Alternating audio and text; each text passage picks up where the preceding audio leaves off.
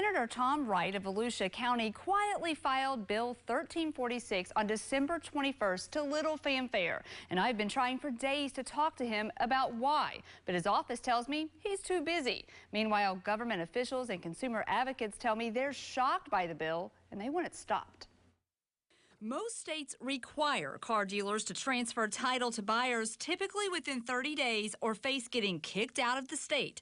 But State Senator Tom Wright of Volusia County wants to change that in Florida. He's proposing Senate Bill 1346. It would amend existing legislation so that a dealer no longer must obtain a title in the name of the purchaser. Instead, the bill would replace must with should.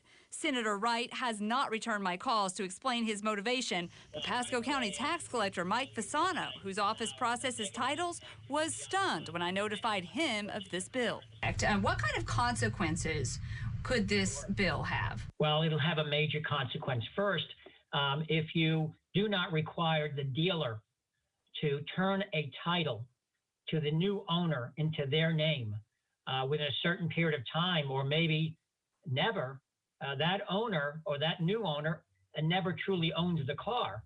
That would mean they couldn't get a permanent license plate.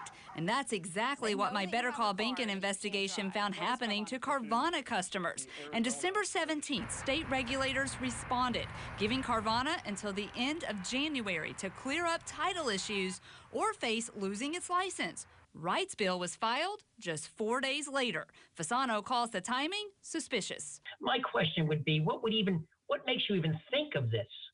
I mean, most legislators don't have a clue that a transferring of a title has to be done within 30 days. So to come up with a piece of legislation like that, somebody had a whisper in your ear. The bill would also take away the state's ability to revoke a dealer's license for failure to transfer title. Fasano says this means the state couldn't force a dealer like Carvana to do anything. Would the state have any power if this bill was passed? They would have no recourse. So basically, the 30-day requirement turns into more of a suggestion. The bill does require a dealer who doesn't deliver in the recommended 30 days to pay a fee of $20. I have so many questions about this story, but I'll try to narrow it down. You haven't heard from Wright himself, right? Right. And what happens next? I mean, is the industry responding?